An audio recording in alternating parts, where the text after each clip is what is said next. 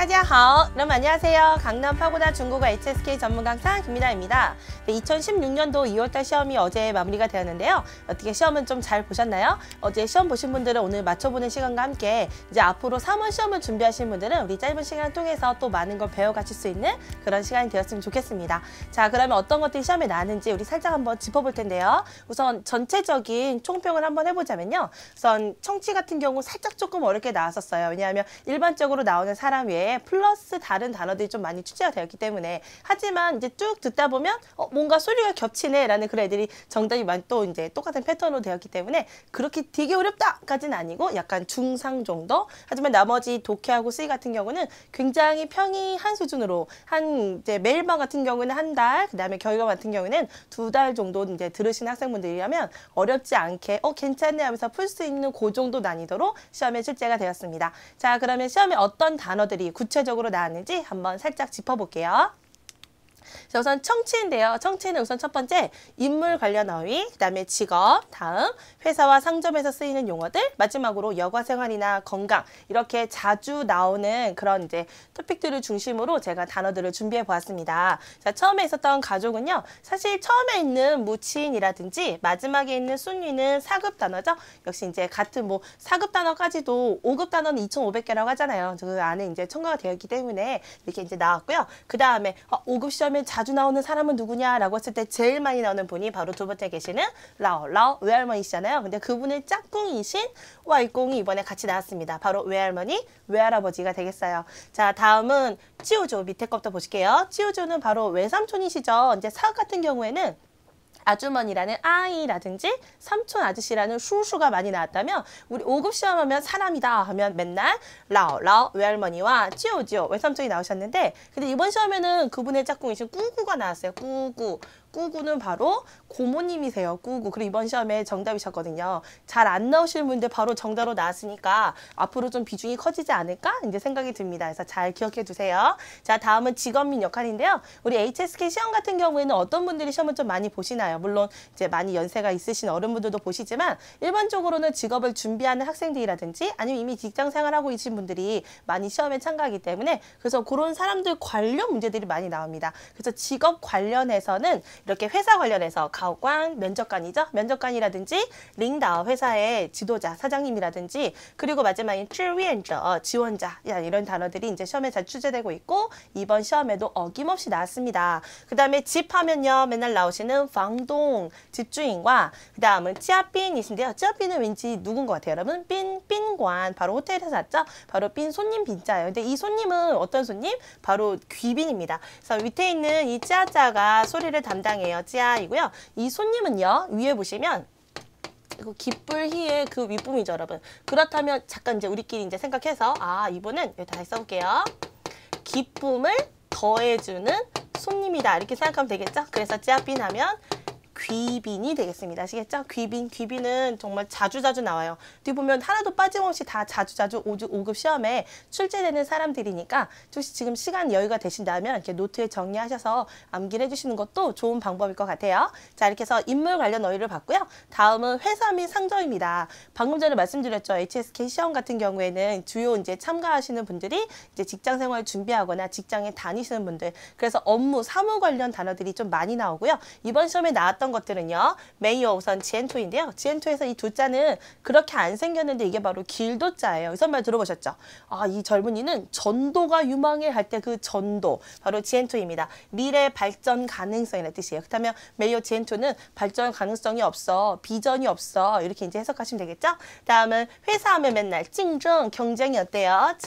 치열하다라는 이 호응 구조 또 나왔고요. 그 다음에 너네 회사 대우가 어떠니? 우리 회사 대우는 굉장히 괜찮은데 근데 난 좀 다른 쪽에 관심이 있어서 이번에 좀 직장을 바꾸려고 해. 이렇게 회사 대우 얘기도 많이 나오는데 따위가 이렇게 나왔습니다. 대우가 꽤 괜찮아 라고요. 자, 마지막에 있는 구피아오는 바로 주식인데요. 우리 5급 시험에는 4가지 피아오가 나옵니다. 우선 처음에 있는 이 쯔피아오는 한번 정리해 보세요.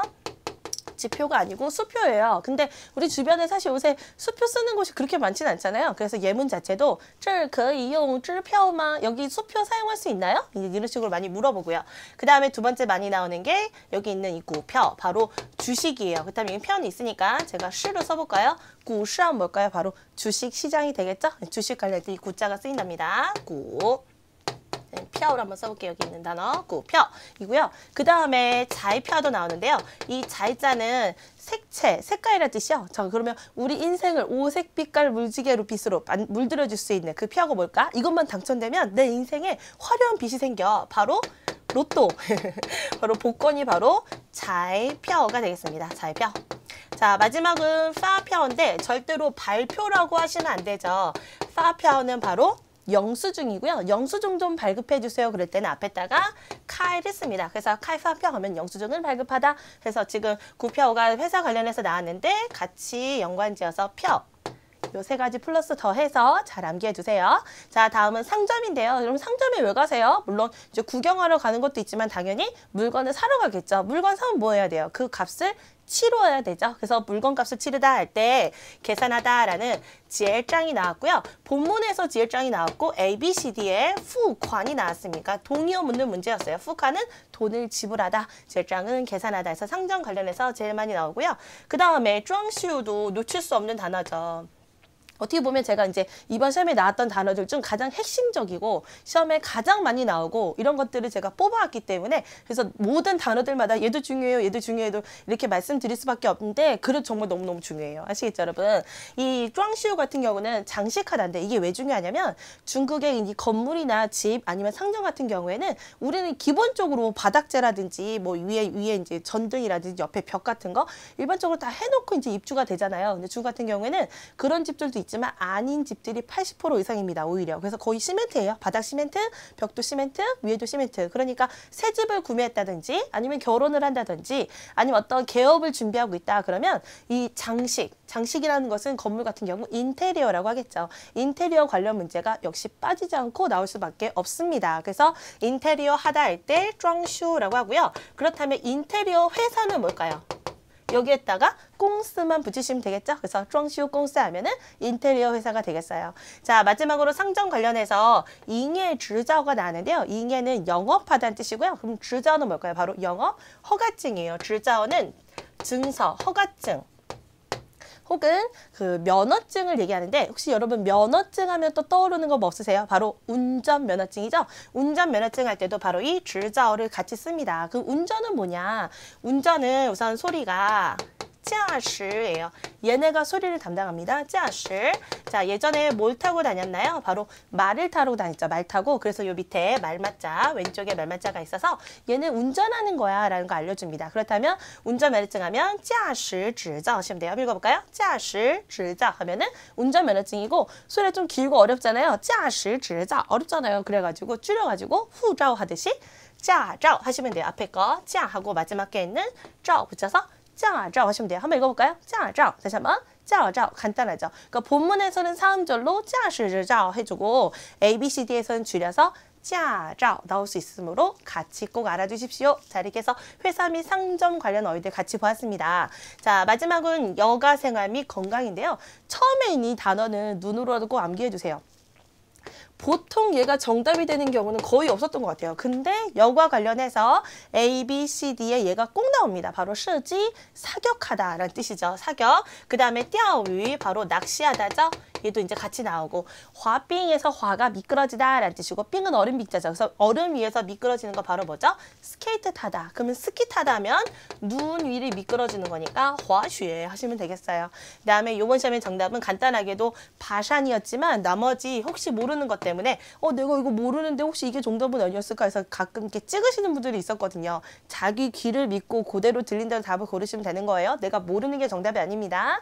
이번엔 정답은 바샨이었고요. 그 다음에 그런 혼란을 여러분들이 더 이상 갖지 않기 위해서는 여가세관 관련해서 맨날 나오는 단어라니까 한 번쯤 암기하시고 준비하시면 좋을 것 같습니다. 자, 다음은 중국인의 자랑거리 타이지, 취엔, 태극권이 나왔고요. 태극권 할 때는 역시 손으로 하는 거기 때문에 나라는 동사를 쓰죠. 타이지취 읽어요. 마지막으로旅游, 여행이란 단어도 나왔고요. 자, 이제 마지막 건강 관련 단어들입니다.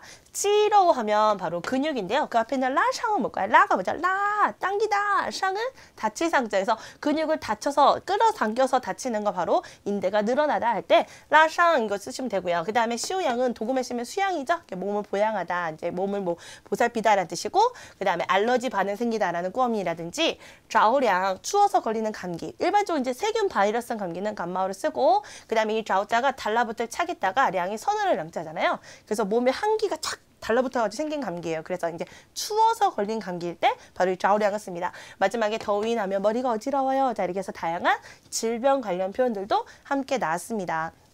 이런 것들은 본문 속에 나오기도 하지만 사실 ABCD에도 많이 나오는 애들이거든요. 그래서 여러분들이 이제 앞으로 3월달, 4월달 시험을 준비하고 계신다면 이제 청취 본문을 열심히 들으시고, 자, 본문 내용에만 여러분들 많이 집중을 하시는데 ABCD 단어들, 특히나 이렇게 영어 관련해서 얘네들은 정답이 아닌데도 ABCD의 짝꿍으로 많이 나옵니다. 왜냐하면 여가 생활에서 이거밖에 없으니까. 그 우리 5급 수준의 단어로는, 그러니까 지금 같이 암기해 주시고 나중에 시험을 준비하실 때에도 본문 내용뿐만 아니고 ABCD 어휘 까지 같이 암기해 주시는 게 훨씬 더 좋을 것 같습니다. 자, 이렇게 해서 청취 내용을 간단히 보았고요. 그다음 이제 독해를 볼 텐데요. 독해 같은 경우 여러분들이 가장 답답하게 여기는 것이 아마 독해 1부분이었을 거예요. 2부분이나 3부분 같은 경우에는 독해력을 묻는 거죠. 그러니까 전체적인 단어를 모를지라도 전체적인 문맥이라든지 흐름만 아신다면 이 문장 나왔네? 여기 나왔으니까 정답이지. 이렇게 이제 바로 구할 수 있는, 답을 찾을 수 있는 그런 좀 간단한 그런 유형이었다면, 이번에 이제 1부분 같은 경우에는 이 단어의 의미와 얘가 쓰이는 상황을 압니까? 라는 그런 상황 문제, 호응 문제였기 때문에 좀 상당히 많이 까다로웠습니다. 비교적. 하지만 아까도 말씀드렸듯 한 달 수업을 충분하게 열심히 들으시고, 혹은 격일반 같은 경우 2달 수업을 열심히 들으신 분들이었다면 뭐 그렇게 정말 처음 보는데 이런 정도의 난이도는 아니었어요. 자, 같이 한번 보실게요. 찡엔하고 찡리라는 이 두 가지가 있는데 좀 비슷하게 생겼죠. 이 둘에게는 有什么不同吗? 무슨 다 차이가 있나요? 라는 질문이에요. 그죠? 이 내용 보니까 찡엔하고 찡리 무슨 차이가 있나요? 이렇게. 그럼 이 둘의 차이를 어떻게 할 수 있다? 이렇게. 이 둘의 차이를 한국어로 뭐 해명하고 설명하고 풀 수 있겠죠. 그럴 때 쓰이는 동사가 바로 무엇이냐면 앞에 있는 解释입니다. 이거는 한문을 많이 아시는 분들이 조금 이렇게 함정에 빠진 단어인데요. 이걸 이제 도금하시면 해석이거든요. 해석하다. 근데 이제 중국 사람들에게 뭐 언어를 해석하다 그럴 땐 뭐 씁니까? 번역이라는 파니를 쓰는 거고요. 이 제시 같은 경우 어떤 내용 같은 것을, 어떤 상황 같은 것을 설명하고 풀다라는 뜻입니다. 그래서 이 둘의 차이가 어떤 것이를 설명하고 풀어주는 거예요. 상황상으로 봤을 때. 정답이 그래서 지에슈가 되고요. 옆에 있는 이 리울랑 같은 경우는 빠르게 훑어보다는 뜻이죠. 근데 이제 청취에 이런 게 한번 나온 적이 있었어요. 내 거 화면 빈모가 좀 이상해. 좀 여기 얼룩덜룩 까매지는데 했더니 아마도 너의 리울란치에 문제가 생긴 것 같으니까 다른 리울란치를 사용해서 열어봐라. 실제 시험이에요. 리울란치가 무엇이냐면 바로 이게 치자가 기계, 도구를 나타내잖아요. 다시 한번 예쁘게 써볼까요? 그래서 이게 인터넷상에서 빠르게 훑어보게 해줄 수 있는 기구, 바로 그 브라우저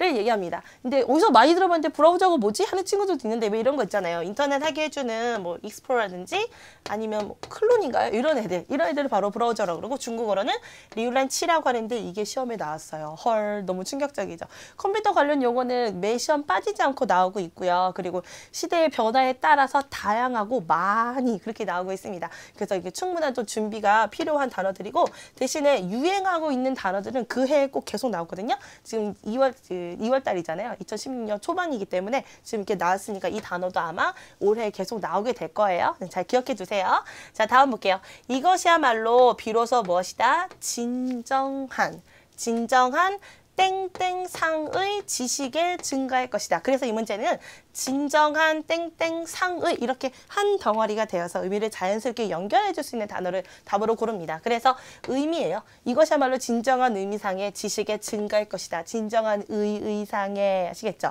옆에 있는 꼬유리는 규칙을 나타내는 거죠. 규율이잖아요.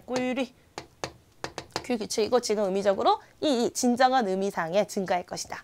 어떤 풀이를 해줄 때 쓰이는 표현이고 자 다음 当时的方法 그때의 방법은 이래요. 그때 당시의 방법은 땡땡 빼고요. 갖추고 있다. 뭐를? 일정한風險 위험이 있었습니다. 자 그러면 그 당시 어떤 방법을 썼는데 이 당시의 방법이 어떤 방법이었냐. 지금 동작이 갖추고 있었는데 어떻게 갖추고 있었냐라는 그 분위기를 꾸며주는 거죠. 그럼 처음에 있는 이 주제 같은 경우는 점차 점점이에요. 예를 들어 중국 경제는 점점 발전하고 있고 그는 현지 환경에 점점 적응하고 있다. 변화가 있나요? 없나요? 변화가 있습니다. 변화하는 상황을 나타낼 때 바로 이 주제를 쓰는 거예요. 근데 지금은 어떤 상황의 변화를 나타내는 게 아니고요. 당시에 사용했던 이 방법 자체가 어떤 위험성을 갖추고 있는 이 모습, 움직이지 않는 이 모습을 꾸며주는 거잖아요. 그래서 흔히 보통이라는 왕왕을 씁니다. 자, 이 왕왕 같은 경우 흔히 보통인데요. 많이들 장창하고 헷갈려들 하시거든요.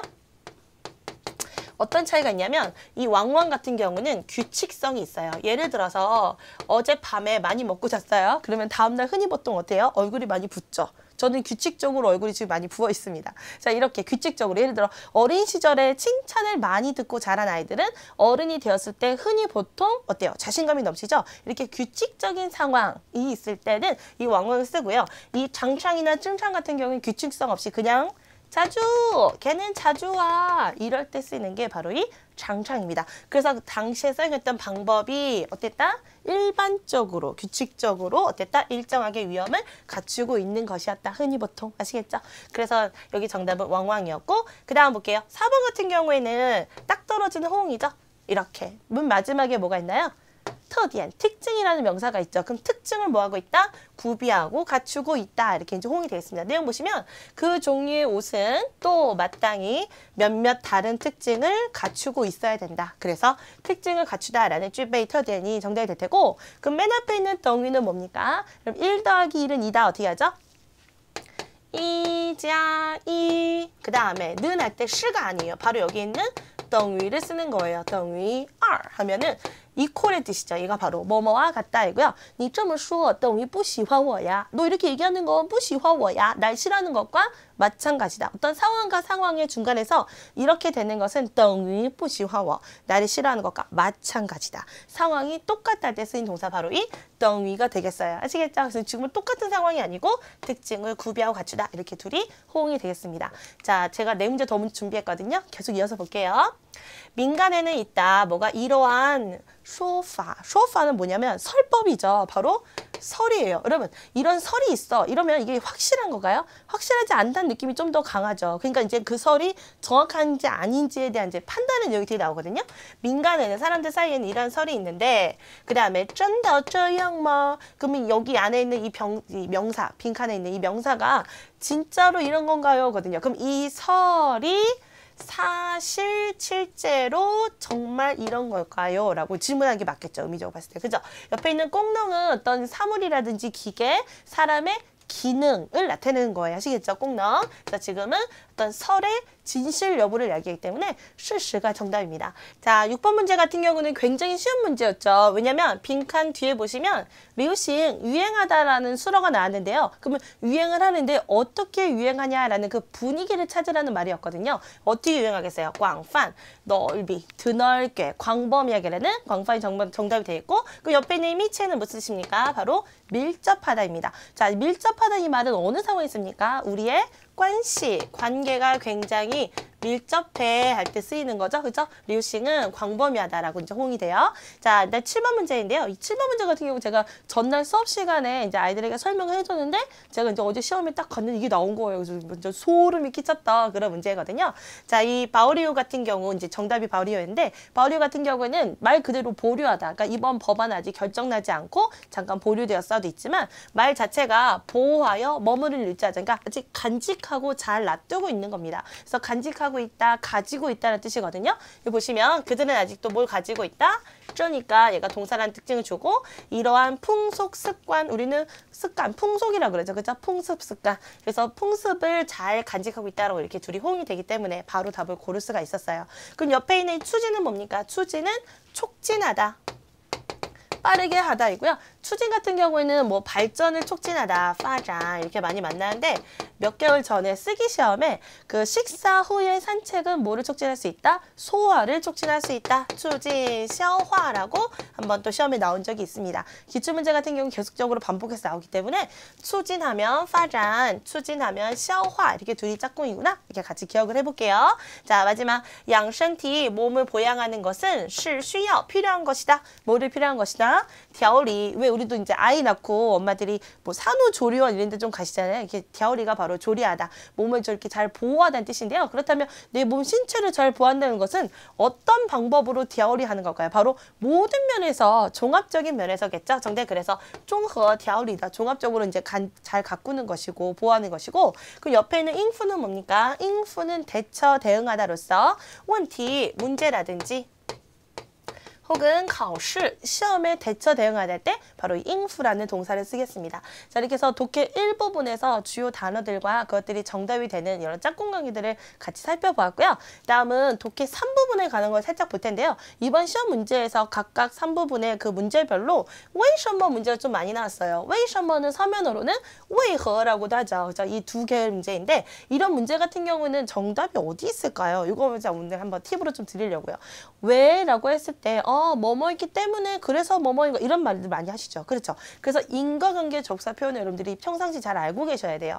우선은 뭐뭐이기 때문에 할 때 원인 할 때 인왜나 여위를 쓰시고요. 이게 이제 원인이겠죠. 뭐뭐이기 때문에. 그 다음에 그래서 뭐뭐이다 할 때 대표적인 애가 잘 알고 계시는 수어입니다. 근데 이 밖에도 인어라든지 인츠 그리고 이리하여라는 위시 그리고 여우츠 여우는 말미암 일자고 츠가 这의 뜻이죠. 이. 그래서 이로 말미암아, 종얼, 이로써. 자, 이런 표현들이 다 결론을 이끄는 표현인데요. 얘네들만 나올 수도 있거든요. 그래서 만약에 얘네들이 나온다 그러면 이 다음에 결과가 나오고 이 앞에 뭐가 오겠다? 원인이 오겠다라고 빨리 웨이션만한 웨이허 문제가 나온다면 글 속에 혹시 이런 단어가 있는지 없는지 살펴보시고 그 앞뒤 문맥에서 찾아보시는 것도 좋은 팁이 될 것 같습니다. 자, 이렇게 해서 독해에 대해서 간단히 또 말씀드렸고요. 그 다음 이제 쓰기를 보실 텐데요. 자, 쓰기 같은 경우에서 여러분들이 좀 어렵게 여겼었던 단어들이나 표현들에 대한 그런 이제 포인트만 좀 짚어볼게요. 우선은 종웨이가 나왔어요. 종웨이는 종라이, 웨이가 혹시 무슨 미자인지 아세요? 없을 미자예요. 그래서 종라이 메이오예요. 그럼 이제껏 뭐만 한 적이 없다는 뜻이죠. 그렇다 이거 다 부사어니까 어디에 놓입니까? 동사 앞에 위치가 되겠습니다. 그리고 이제 저 종라이 메이오니까 과거를 나타내겠죠? 그래서 지금도 보시면 이제껏 찔초고 뭐 한 적이 없다? 접촉한 적이 없다라고 정웨이는 부사로서 이렇게 동사 앞에 그것도 과거 앞에 위치가 된다라는 것을 좀 기억해 두시고요. 해석은 그는 이제껏 이런 상황에 뭐 만난 적이 없다, 접촉한 적이 없다 돼 있고 그 다음에 두 번째에서는 이 까이가 나왔는데요. 까이라든지 혹은 번이라든지 혹은 즈자가 명사 앞에 놓이면 다 무슨 뜻이에요? 这예요, 这. 그래서 제일 대표적으로 뭐가 많이 나왔었냐면 띠가 많이 나왔어요. 까이띠, 번띠, 츠띠. 그리고 차를 나타내는 츠도 많이 나왔습니다. 까이츠, 번츠, 츠. 다 무슨 뜻? 这次의 뜻이에요. 这次. 이것을 나타내는 말들이 거의 매 시험마다 나오고 있고요. 네, 뭐 저기 있으니까. 있고, 그리고 이번 시험에도 이제 까이가 단독으로 이게 앞에 나왔어요, 여러분. 그래서 빨리 这의 뜻이구나 생각하시고, 지시대사는 뭐 명사를 꾸미는 거니까 이렇게 명사 앞에 小说, 소설이라든지 책이라든지 이런 데 이제 위치시키면 되겠고요. 그 다음에 위자는 어디에서죠? 이제 서면으로서 구어체가 뭐가 같냐면 짜이와 같습니다. 그래서 개사이기 때문에 동사 앞에 위치가 되고요. 그 다음에 짜이는 뒤에 뭘 이끌어요? 장소나 시간이죠. 그러니까 얘도 역시나 시간 앞에. 그래서 이 소설은 70년대에 출판되었다. 뭐 이런 식으로 이제 장문이 되는 거예요. 그래서 이 두 단어, 까이, 쯔의 뜻이다. 위는 마치 뭐와 같다? 짜이와 같아서 뒤에 장소나 시간이 온다라는 포인트 짚고 가십니다. 다음에 세 번째, 다오쯔라는 중요한 동사가 나왔는데요. 다오쯔 같은 경우에는 도치하다, 야기하다인데 뒤에 무조건 부정적 결과가 옵니다. 그래서 이런 포인트를 아는지 모르는지 묻는 문제가 간간히 시험에 나오고 있어요. 다오쯔 다음에는 반드시 안 좋은 사건이 오는 거예요. 그런 동의어가 뭐가 있냐면 또 짜오청이 있어요. 근데 우리 한국 학생들은 짜오청이 나오면 왜 그런 거 있잖아. 면학 분위기 조성. 그러니까 뭔가 좋은 느낌에도 쓰였단 말이지. 그죠? 근데 중국어에서 짜오청이라든지 나오주는 둘 다 무조건 부정적 결과를 이끄는 데만 쓰입니다. 자, 그래서 지금은 부정적 사건이 꿔미행, 과민이 뭐였어요? 약간 알러지였죠. 그죠? 그래서 알러지를 야기하는 그러한 주요한 인수, 요소, 원인 이렇게 호응이 되었어요. 나오주다 뭐가 온다? 부정적인 사건입니다. 자, 마지막에서 짚어보고자 하는 것은 바로 交换意见인데요. 交换은요, 交流랑은 좀 달라요. 여기 일단 써볼게요. 交流의 리우자는요, 흐를 유자예요, 여러분. 그래서 다시 한번 쓰고, 交流 류는 흐를 유자예요. 그래서 흐를 류는 이렇게 흘러가는 거거든요. 그래서 만약에 둘 다 경험을 쓰잖아요. 经验, 경험 쓰잖아요. 그러면 교환 같은 경우는 이 환자가 뭐죠?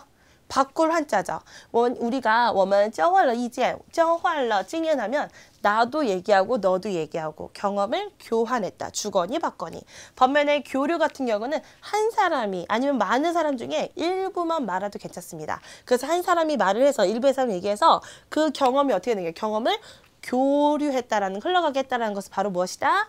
공유했다의 개념이에요. 이해되시죠? 이 리우는 흐를 유자니까 공유한다는 뜻이고, 그 다음에 환자는 바꾸는 거니까 주거니 받거니 1대1 관계. 그래서 선물은 교환이야, 교류야. 당연히 교환이죠. 이렇게 주거니 받거니 이렇게 되는 거니까. 이해되시죠? 그래서 지금 의견을 주거니 받거니 교환했다라고 호응 관계로 쓴 거예요. 그래서 그들은 뭘 교환시켰다?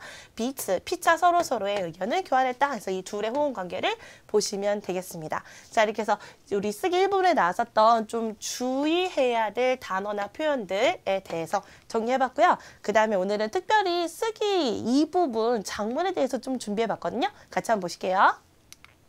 쓰기 이 부분에 나왔던 단어들이에요. 단어 아시나요? 루이싱, 여행하다. 그 다음에 간쇼, 느낌도 되고 느끼다 되죠. 그 다음에 펑징은 풍경 경치고, 싱펀은 흥분 들뜨다, 찐이에는 기념, 기념하다 라는 뜻인데요. 자, 이렇게 단어가 나오면 다들 이거 장문 어떡하지 생각하시는데, 우선 이 단어들을 보시면 이야기의 흐름, 뼈대가 되는 단어가 있을 것입니다. 저는 이 중에서도 루이싱, 여행이라는 단어를 주제 동작으로 삼았습니다. 그러니까 여행을 가는 거야. 자, 이게 왜 중요하냐면 나머지 단어들은 사실 다양하게 호응이 되고 다양한 환경 속에 쓰일 수가 있어요. 그죠? 근데 지금의 주제는 뭐라고요? 여행 가는 거니까 살을 붙일 때 여행한 것을 중심으로 살을 붙이시는 거예요. 무슨 말이냐? 예를 들어서 처음에 感受到乐趣. 자, 오늘 제시 단어가 바로 이 感受이죠. 느끼다라는 感受인데, 이 感受는 야리, 스트레스를 느낄 수도 있어요.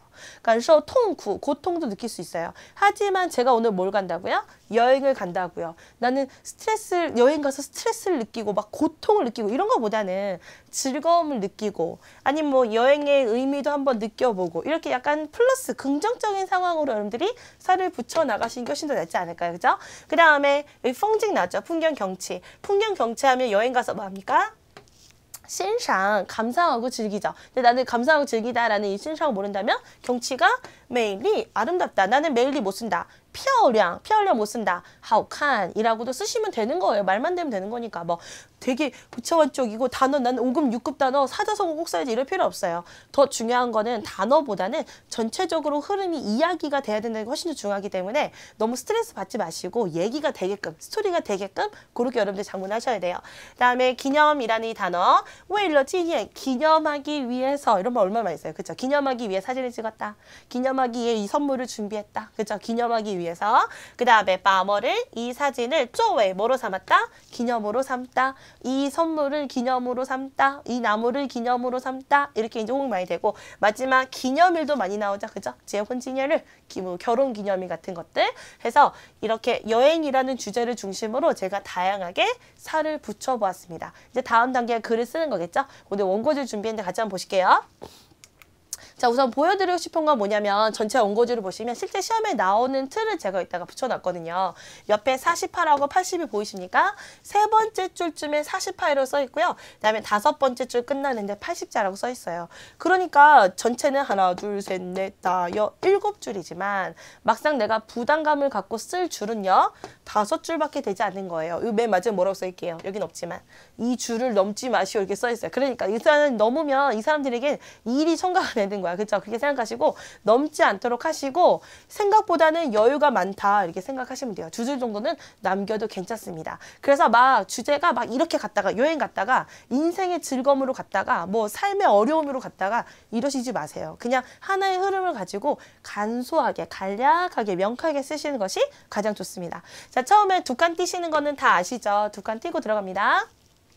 저는 上个月 지난달에 跟家人 가족들과 함께 去海南岛 해남도라고 전 썼지만 다양한 장소 쓰시면 돼요. 뭐 중국이라든지 아니면 어느 나라도 생각이 안 나. 그러면 거기 이러면 되는 거지. 뭐 去那儿 그치? 거기에 旅行了 여행을 하러 갔습니다. 那儿的风景 거기 풍경 경치는 굉장히 매일이 예뻤어요. 선생님 전 매일이 못 써요. 괜찮다고요? 漂亮, 好看 다 쓰시면 돼요.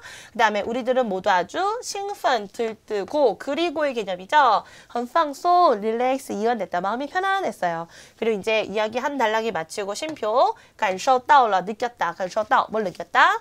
여행의 乐趣, 즐거움을 느꼈습니다. 자, 지금은 乐趣가 여기 있어서 마침표를 여기다 썼는데요. 만약에 문장이 여기서 끝난다. 그럼 어떻게 합니까? 다음 줄에다가 이렇게 한 장 긋고 이러면 절대로 안 돼요. 어떻게 해야 돼요? 그냥 그 밑에다가 함께 넣으시면 괜찮아요. 즐거움을 느꼈습니다. 为了纪念, 아까 우리 호응 배웠죠? 기념하기 위해서 우리들은 파일러 찍었다. 很多照片. 그냥 照片이 아니고 很多라는 명사를 꾸미는 정어가 있으니까 러가 일로 오겠죠. 아주 많은 사진을 찍었고요.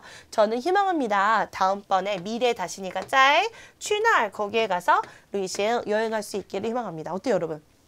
그렇게 어려운 단어는 없지만 스토리가 이렇게 완성이 되었죠. 더 중요한 거는 이런 호응 단어들, 이 제시 단어들을 중심으로 내가 어떻게 살을 붙여 나갈 것이냐. 그게 중요한 단계예요. 그래서 이 앞쪽에서 어떻게 하라고?